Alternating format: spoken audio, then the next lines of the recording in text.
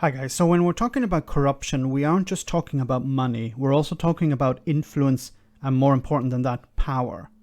A few weeks ago, Boris Johnson's Tory party wanted to rewrite parliamentary rules in order, it seemed, to help one of their own, that guy being Owen Paterson. Paterson had been found to have broken the rules. The Tories wanted to suspend the commission, create a new one with new rules, therefore finding Paterson innocent.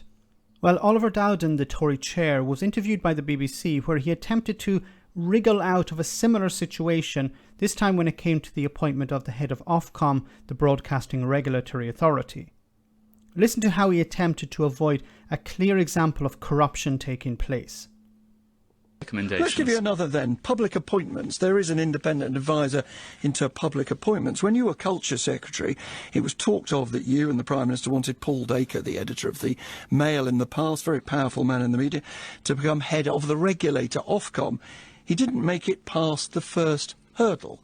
So the government scrapped the whole process, started again, changed the job advert, and now he's applying again. Do you believe that is a proper independent way of making public appointments? Well, I was saying that you're actually proving the point that it is a proper independent process, because had it not been a proper independent process, if it was the case that Paul Dacre was our preferred candidate, he would currently be chair of Ofcom. The fact that an independent process... You didn't accept the answer, Mr. Dowden. What you did say is, we don't like the fact you've rejected him, so we'll get rid of you, we'll get rid of the rules, we'll rewrite it, do it all again. There were various issues with that process which led me to rerunning it. Not least, we had a very, very small field of people that...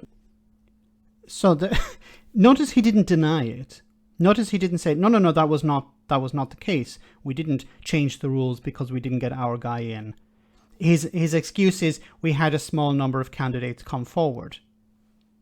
Were found eligible, and a small number of people that applied for it. So I thought it was appropriate to run the process again. But if this had been this corrupt process, you would be looking at an individual that you allege was preferred by the government currently in that role. The fact that we have an independent process, the fact that ministers, in this case, and indeed in all public appointments, appoint people independently to assess the validity of applicants, and then from those who are deemed appointable can choose who is appointed, is in practice a process, an open process. Okay, so this is insane. Okay.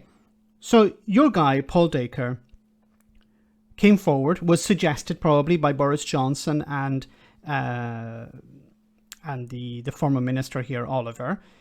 He was suggested, go forward for this job of Ofcom. The independent body said he didn't meet the tests. They have a vetting process, and he didn't pass the first hurdle of the vetting process. So he probably went back to Boris Johnson and Oliver Dowden and said, look, I failed. And they said, don't worry, we'll change the process. Now, how is that not corruption? That is the definition of corruption, interfering with an independent body. And you notice that Oliver didn't deny this. He said, the reason we did it was because... He didn't say, no, we didn't do that. Yeah, he said, yeah, we did it.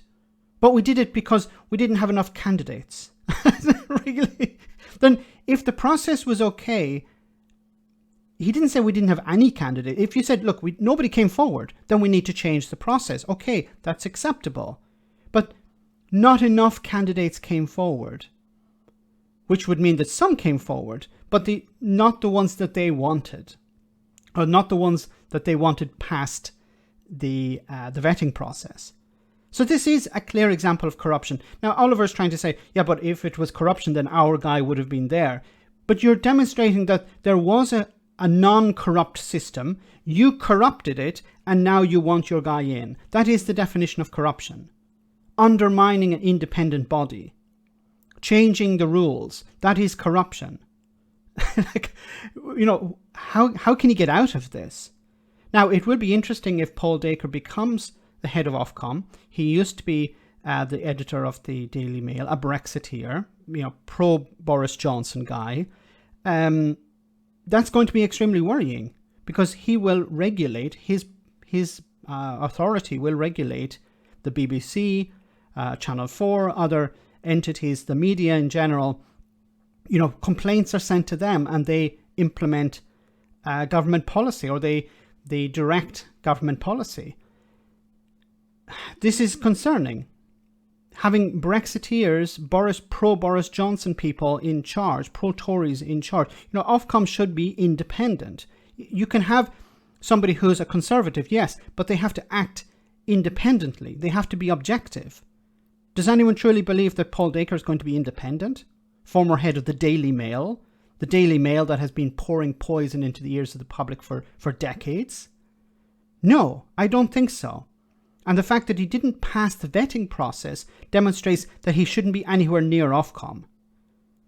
This is corruption, changing the rules so our guy can get in. Let me know in the comment section, guys, what you think about all of this. As always, your comments are greatly appreciated. Thanks a lot.